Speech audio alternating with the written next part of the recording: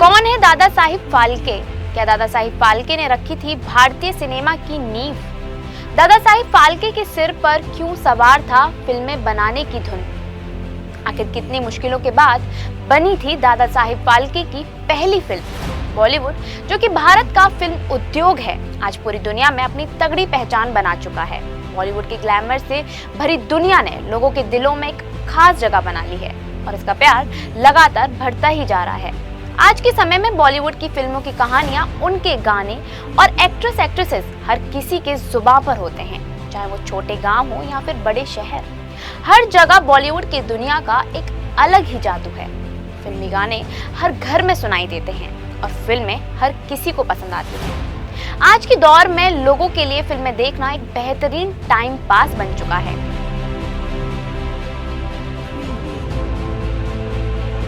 लेकिन क्या आपको पता है बॉलीवुड के उन गॉडफादर के बारे में जिनकी वजह से आज बॉलीवुड नई बुलंदियां हासिल कर चुका है?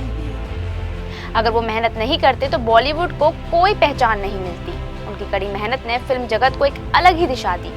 फिल्मों को भारत में लाने वाले और कोई नहीं, दादा साहिब फाल्के हैं।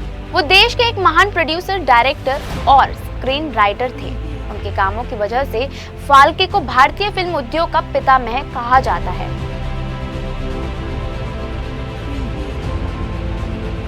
दरअसल दादा साहिब फाल्के का पूरा नाम धुंडीराज गोविंद फाल्के है। बता दें कि फाल्के का जन्म महाराष्ट्र के नासिक शहर से कुछ किलोमीटर की दूरी पर सिचुएटेड बाबा भोलेनाथ की नगरी त्र्यंबकेश्वर में हुआ था। बता दें कि फाल्के के पिता संस्कृत के प्रकांड पंडित थे और साथ ही एक प्रोफेसर भी थे। बता दें कि दादा साहिब फाल्के की पढ़ाई लिखाई मुंबई में शुरू हुई थी। फाल्के ने अपनी पढ़ाई sir J school of art से की थी। उन्होंने अपनी शिक्षा कला भवन बड़ौदा में पूरी की। वहां उन्होंने मूर्तिकला, इंजीनियरिंग, चित्रकला, पेंटिंग और फोटोग्राफी की शिक्षा ली। जिसके बाद साल 1908 में फाल्के ने एक प्रिंटिंग के बिजनेस में अपनी किस्मत आजमाई, जहां उन्होंने एक पार्टनर के साथ मिलकर Phalke's art printing and engraving works नाम से बिजनेस शुरू किया। लेकिन पार्टनरों के बीच में मतभेद की वजह से फाल्के का ये बिजनेस जल्द ही बंद हो गया। उसी दौरान साल 1910 में एक silent film I, the life of Christ. ये फिल्म देखना दादा साहिब फाल्के के जीवन में बड़ा टर्निंग पॉइंट था, क्योंकि फाल्के ने भारत में भी मोशन पिक्चर यानी कि जिसके किरदार और अन्य चीजें चलती फिरती दिखती हों की शुरुआत करने का पक्का इरादा कर लिया था।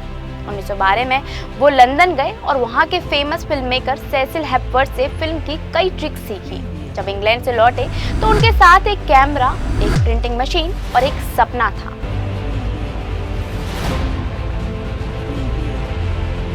बता दें कि उस समय फिल्म बनाने के जरूरी इक्विपमेंट्स केवल इंग्लैंड में मिलते थे, जहां जाने के लिए फाल्के ने अपनी जिंदगी की सारी जमा पूंजी लगा दी थी। इतना ही नहीं, घर आने के बाद भी ढेरों परेशानियां उनका इंतजार कर रही थी, क्योंकि उन्होंने इंग्लैंड जाने के लिए अपना सब कुछ बेच दिया था। लेकिन इस सब में फाल्के की पत्नी सरस्वती बाई उनके साथ हमेशा एक सहारा बनकर खड़ी रही। वो अकेले ही 40 लोगों की फिल्म यूनिट के लिए खाना बनाती थी। इतना ही नहीं, फिल्म के लिए जब पैसों की जरूरत पड़ी तो उन्होंने अपने गहने और कीमती सामान बेचकर पैसे जुटाए।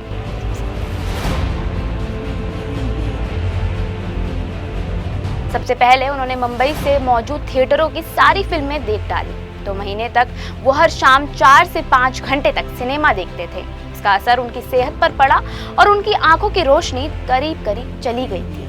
लेकिन फिर भी फाल्के ने हार नहीं मानी। इसके बाद दादा साहिब ने अपने करियर की पहली उस फिल्म को बनाने की शुरुआत की जिसे आज हम हिंदुस्तान की पहली फीचर फिल्म राजा हरिश्चंद्र के नाम से जानते हैं।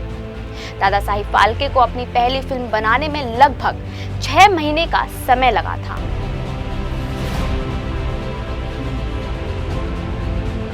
दादा साहिब अपनी इस फिल्म के सब कुछ थे। उन्होंने इसका कंस्ट्रक्शन किया, डायरेक्टर भी वही थे, कॉस्ट्यूम डिजाइन, लाइटमैन और यहाँ तक कि कैमरा डिपार्टमेंट भी उन्हीं ने संभाला था। फिल्म की स्क्रीन प्ले के राइटर भी वही थे। उस समय फिल्मों में महिलाएं नहीं आया करती थी। अब ऐसे में फाल्के के सामने एक नई चुनौती आकर खड़ी हो गई, क्योंकि फिल्म में महिला वाला रोल यानी कि राजा हरिश्चंद्र की पत्नी रानी तारामती के किरदार को लेकर फाल्के की टेंशन बढ़ गई थी। जिसके बाद ये रोल अन्ना हरी सालुके को दिया गया। अब मुश्किल ये थी कि वो धार्मिक कारणों से अपनी मूंछ कटवाने को तैयार नहीं थे। इसके लिए दादा साहिब फाल्के को काफी मशक्कतें करनी पड़ी।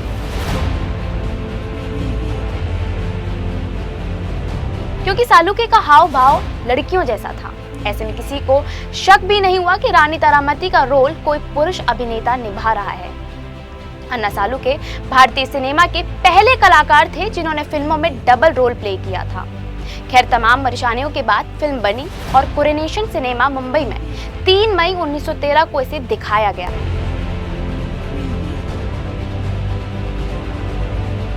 इतना ही नहीं, फाल्के की इस फिल्म के बाद एक बड़ा बदलाव देखने को मिला, जहां महिलाओं के अंदर भी फिल्मों में काम करने की इच्छा जागने लगी। उस दौरान महिलाओं ने सभी टैबूज की दीवार को तोड़कर सिनेमा में आना चाहा। ऐसे में सबसे पहले जिस महिला ने फिल्मों में काम किया उनका नाम था दुर्गाबाई कामत। 1899 में जन्मी दुर्गाबाई कामत भारतीय सिनेमा की पहली महिला अभिनेत्री थी। दादा साहिब फाल्के ने उनको अपनी दूसरी फिल्म मोहिनी भस्मासुर में महिला का लीड रोल प्ले करने के लिए दिया था। साथ ही उनकी बेटी कमलाबाई गोखले ने भी चाइल्ड आर्टिस्ट के तौर पर मोहिनी का रोल निभाया।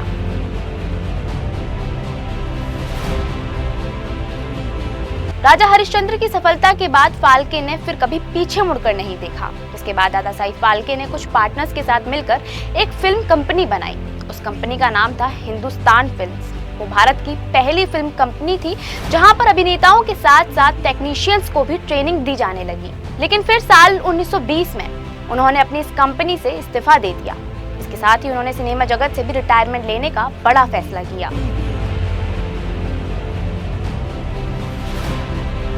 फाल्के के जाने के बाद कंपनी काफी ही घाटे में चली गई, जिसके बाद जब कंपनी के बाकी पार्टनर्स ने उन्हें कंपनी को वापस संभालने के लिए कहा तो वो फिर से कंपनी की कमान को संभालने लगे और इस तरह से उनकी कंपनी फिर से पटरी पर चलने लगी। राजा हरिश्चंद्र से शुरू हुआ उनका करियर 19 सालों तक चला। राजा हरिश्चंद्र की सफलता के बाद अपने फिल्म करियर में उन्होंने 95 फिल्म और 26 शॉर्ट फिल्में बनाई।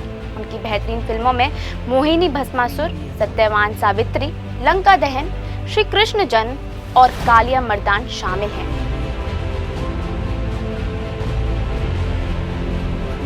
इतनी मेहनत और सफलता के बाद फिर एक दिन ऐसा आया कि जब इतनी महान हस्ती का निधन हो गया।